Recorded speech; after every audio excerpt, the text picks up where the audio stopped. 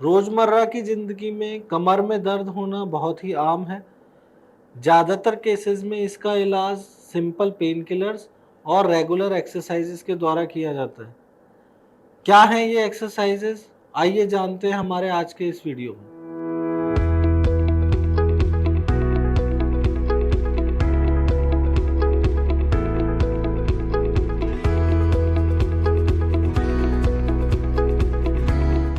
नमस्कार, मैं हूं doctor Praveen Gupta, senior spine consultant Jaipur में।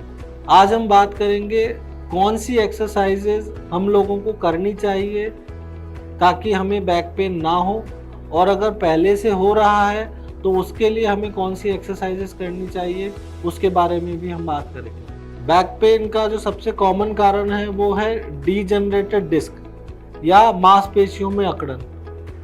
तो जिन लोगों को डीजनरेटिव डिस्क की वजह से बैक पेन हो रहा है, उन लोगों को स्पाइनल एक्सटेंशन और कोर स्ट्रेंथनिंग एक्सरसाइजेज से बहुत लाभ होता है, और ये एक्सरसाइजेज हैं ये जिन्हें हम डेमोन्स्ट्रेट कर रहे हैं।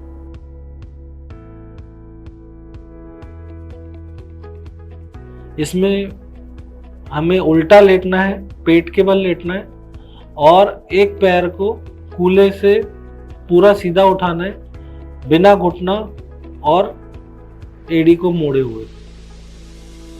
उठा के 10 तक काउंट करना है, होल्ड करके रखना है, और फिर उसके बाद उसको रिलीज करके नीचे रख देना है। सिमिलरली दूसरी तरफ भी इसको रिपीट करना है। Alternatively right and left side में हमको इसे रिपीट करना है। जब ये एक्सरसाइज करते हैं तो इस चीज का ध्यान रखना है कि सांस को रोक के नहीं रखना है, सांस हमें धीरे धीरे लेते रहना है।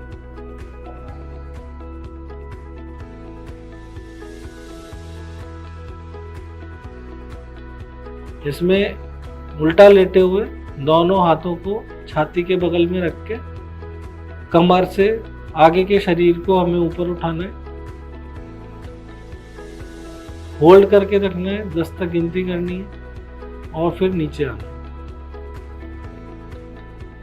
अगर आप इतना नहीं उठा पाते तो आप इसकी वजह सिर्फ आगे के ट्रंक को उठा सकते हैं, कोहनी को रेस्ट करते हुए।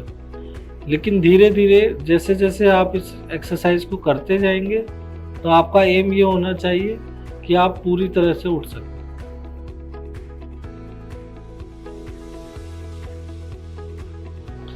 अगले स्टेप में जब ये एक्सरसाइज आप इजीली कर पा रहे हैं तो अगले स्टेप में फर्दर स्ट्रेंथनिंग के लिए आपको हाथों को बिना सहारा लिए अपर ट्रंक को आगे से उठाना है। तो दोनों हाथों को कमर के पीछे बांध लें और फिर आगे के शरीर को ऊपर की तरफ उठाएं।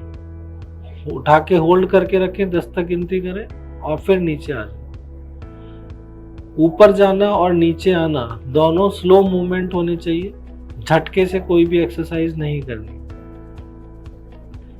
और फर्दर स्ट्रेंथनिंग के लिए दोनों स्टेप्स को हम एक साथ कर सकते हैं, मतलब शरीर को आगे से उठाना और पैरों को पीछे से उठाना, दोनों एक साथ कंबाइन करके किया जा सकता है।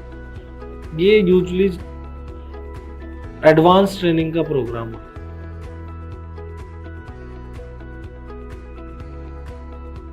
अगली एक्सरसाइज है कैट एंड कैमल एक्सरसाइज, जिसमें हमें पहले कैट की तरह अपनी पीठ को अंदर की तरफ झुकाना है और फिर ऊंट की तरह अपने पीठ में पीछे कुबड़ निकालनी। ये स्पाइनल मोबिलाइजेशन के लिए बहुत ही अच्छी एक्सरसाइज है, और चूँकि चारों हाथ पैर पे हमारा वजन होता है तो यूजुअली इस एक्सरसाइज को करने से पेशेंट को कोई एग्रवेशन पेन के लिए नहीं होता है।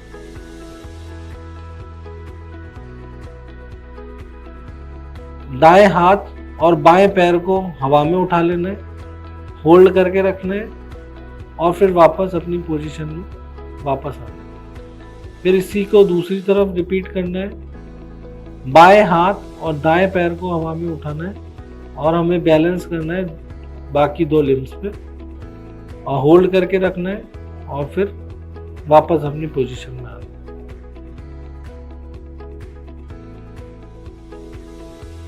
इस एक्सरसाइज को हम कोर स्ट्रेंथनिंग के लिए यूज करते हैं।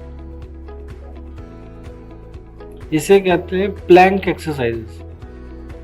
ये प्लैंक्स बहुत ही काम की एक्सरसाइज है, जिसमें हमें हमारे शरीर का पूरा दम हाथों पे और पैरों पे लेना है और बीच के शरीर को हवा में रखना है। अगर आप इस तरह पूरा नहीं कर पा रहे तो आप कोहनी के दम पे भी इसको कर सकते हैं। बीच का शरीर झूलना नहीं चाहिए, बीच का शरीर एकदम स्ट्रेट रहना चाहिए।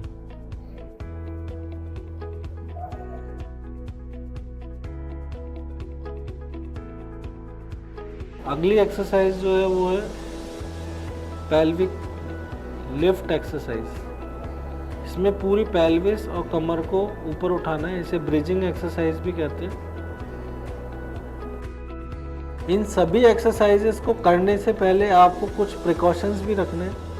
सबसे पहली चीज़ तो ये एक्सरसाइजेस आपको खाली पेट करनी है। खाना खाने के बाद कोई भी एक्सरसाइज नहीं करनी।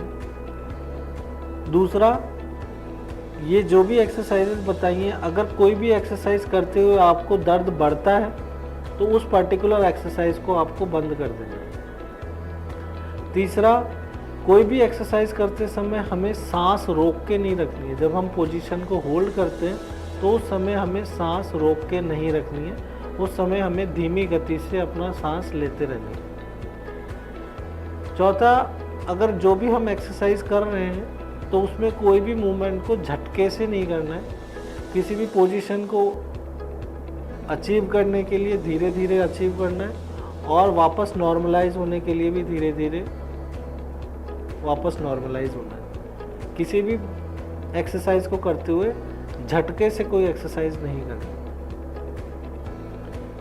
सभी एक्सरसाइजेज में 10 सेकंड का होल्डिंग टाइम और 10 रिपीटिशंस करने हैं और इनको हम कहते हैं एक सेट। और इस तरह के आप दिन में 2 सेट करेंगे तो आपके लिए बहुत अच्छा रहेगा। कुछ पेशेंट्स ऐसे होते हैं जो इन एक्सरसाइजेस को 10 सेकंड तक होल्ड नहीं कर पाते हैं, तो कोई बात नहीं, वो 5 सेकंड से शुरुआत करें और धीरे धीरे अपना होल्डिंग टाइम बढ़ाएं। अगर रिपीटिशंस हम शुरुआत में 10 नहीं कर पाते तो 5 के रिपीटिशन से शुरुआत करें और धीरे धीरे समय के साथ अपना रिपीटिशंस बढ़ाएं।